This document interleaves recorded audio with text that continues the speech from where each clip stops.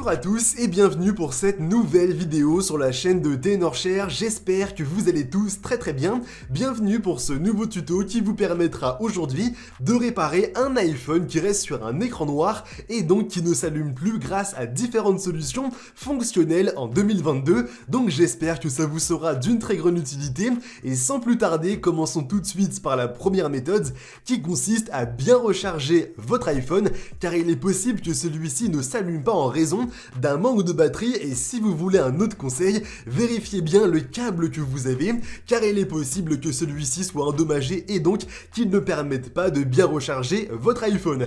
Prenez pourquoi pas un autre câble, demandez à un ami à vous de vous prêter l'un de ces câbles pour regarder si le problème ne venait pas d'ici. Et ensuite, pour continuer, la deuxième solution va consister à forcer le redémarrage de l'iPhone et il y a une petite manipulation à bien respecter pour cela qui consiste à appuyer une fois sur le bouton du volume du haut, ensuite une fois sur le bouton du volume du bas et ensuite vous allez devoir rester appuyé sur le bouton pour allumer et éteindre le téléphone jusqu'à que le logo Apple apparaisse. C'est très important, ne le retirez surtout pas avant.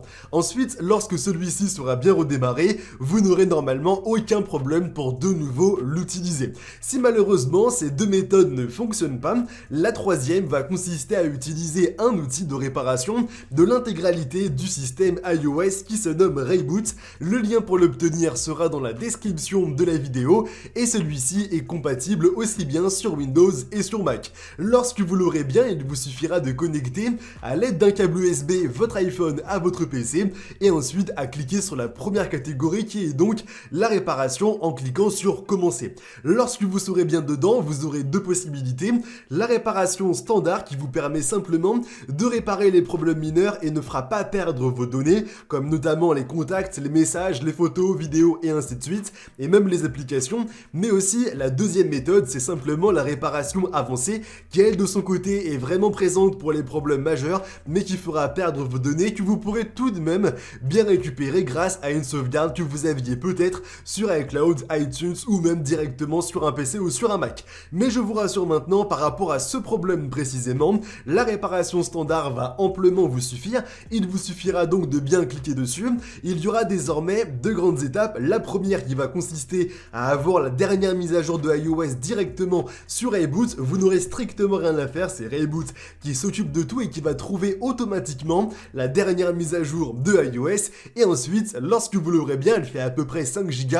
La deuxième étape va être la réparation qui dure à peu près une bonne dizaine de minutes, pas plus. Normalement, vous n'aurez aucun mal à ce niveau-là. Et ensuite, lorsque les différents chargements, aussi bien sur Rayboot pendant 10 minutes, mais aussi directement sur l'iPhone seront terminés, vous allez voir que celui-ci va bien se rallumer et vous pourrez de nouveau l'utiliser d'une extrême simplicité. Enfin, pour terminer maintenant, la quatrième solution consiste simplement à bien faire réparer votre iPhone directement dans un Apple Store ou un magasin qui est agréé directement par Apple.